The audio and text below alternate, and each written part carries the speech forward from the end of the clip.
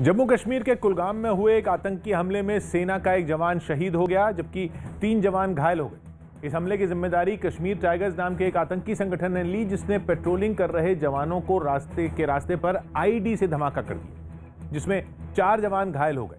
हमले के बाद सुरक्षा बल की कई गाड़ियां वहां पहुंची और पूरे इलाके को घेर लिया गया। घेराबंदी के बाद आतंकियों की तलाश में सर्च ऑपरेशन शुरू किया गया। आतंकी बचकर न भाग पाए, इसके लिए वहां हेलीकॉप्टर से भी निगरानी की गई। हाईवे किनारे मौजूद जिस स्कूल में विस्फोटक रखा गया था, उसकी इमारत को भी काफी नुकसान पहुंचा।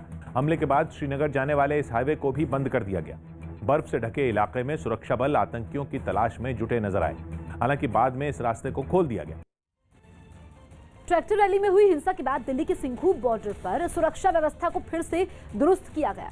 एक दिन पहले ट्रैक्टर मार्च के समय किसानों ने वहां लगे बैरिकेड तोड़ दिए थे, जिसके अगले दिन पुलिस ने क्रेन की मदद से उन्हें दोबारा सड़क पर रखवाया। पत्थरों के बैरिकेड के कई घेरे बनाए गए और इसके साथ ही कंटीले तार भी लगाए गए। सिंघू बॉर्डर के आसपास सुरक्षा बल के कई जवानों को भी तैनात किया गया। जो प्रदर्शन है वो किसानों का अभी भी जारी है और जो सिक्योरिटी है उसको पहले की तरह फिर से टाइट किया जा रहा है।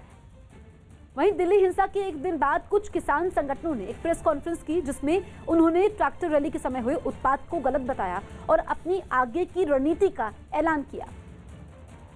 पार्लियामेंट को जो मार्च का 1 तारीख को था, वो हमने फिलहाल पोस्टपोन कर दिया है कि इस संबंध में 30 जनवरी को एक दिन का अनशन रखा जाएगा। अमेरिका से जारी तनाव के बीच रूस ने एक सैन्य अभ्यास कर अपनी ताकत दिखाने की कोशिश की। जो बाइडेन के अमेरिका की सत्ता संभालने के बाद ये रूस का पहला बड़ा सैन्य अभ्यास है, जिसमें उसके सैकड़ों जवानों ने हिस्सा लिया। रूस के रक्षा मंत्रालय ने इस सैन्य अभ्यास का वीडियो भी जारी किया, जिसमें दुश्मन के इलाके में घुसकर हमला करने की ताकत दिखाई गई। अभ्यास के दौरान हमलावर सैनिकों की एक टुकड़ी एक बड़े विमान में सवार हुई। इस टुकड़ी में टैंक भी शामिल थे, जिन्हें विमान में लादा गया। जल्द ही इस विमान ने उड़ना शुरू कर दिया। विमान के एक ऊंचाई तक पहुंचने के बाद उसमें सवार सैनिकों ने नीचे छलांग लगानी शुरू कर दी। पैराशूट की मदद से ये जवान एक बर्फीले इलाके में उतरने लगे। इसी तरह भारी भरकम टैंकों को भी पैराशूट के जरिए विमान से नीचे गिराया गया। जैसे ही जवान नीचे उतरे, उन्होंने टैंकों पर सवार होकर आगे बढ़ना शुरू कर दिया। इस दौरान दुश्मन को संभलने का मौका दिए बिना हमला करने का अभ्यास किया गया। इन जवानों ने बर्फ के बीच बेहद खराब हालात में जंग लड़ने की प्रैक्टिस की। कई सैनिक बर्फ के बीच खोदी गई खाइयों में मोर्चा संभाले दिखे। इस अभ्यास में कई दूसरे हथियारों की भी नुमाइश की गई। यूपी के बिजनौर में किसानों की ट्रैक्टर रैली से पहले एक पूर्व प्रधान का फायरिंग करने का वीडियो वायरल हो गया, जिसके बाद पुलिस ने उसे हिरासत में ले लिया।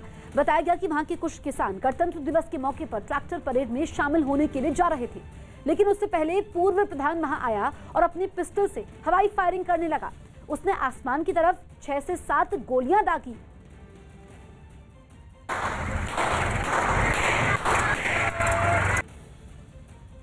फायरिंग के बाद ही किसानों की ट्रैक्टर रैली वहां से रवाना हुई। घटना का वीडियो वायरल होने के बाद पुलिस ने आरोपी को हिरासत में ले लिया और उसकी पिस्टल भी जब्त कर ली। ट्रैक्टर रवाना करते समय इसने फायरिंग किया था, वीडियो पंजीकृत किया जा रहा है। कृषि सुधार कानूनों के विरोध में आईएनएलडी यानी इंडियन नेशनल लोकदल के नेता और हरियाणा के एलनाबाद से विधायक अभय चौटाला ट्रैक्टर से अपना इस्तीफा देने पहुंचे। बाद में विधानसभा स्पीकर ने उनका इस्तीफा मंजूर भी कर लिया।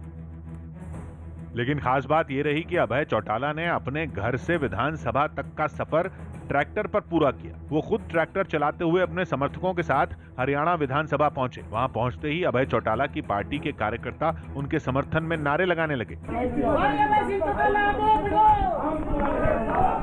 इसके बाद वो सीधा विधानसभा अध्यक्ष ज्ञानचंद गुप्ता के दफ्तर में गए, जहां उन्होंने अपना इस्तीफा सौंपा। पार्टी की हमारी का फैसला था कि फिर आप विधानसभा से त्याग पत्र दे करके किसान की लड़ाई को और ज्यादा मजबूती से लड़ो। अभय चौटाला हरियाणा में अपनी पार्टी के इकलौते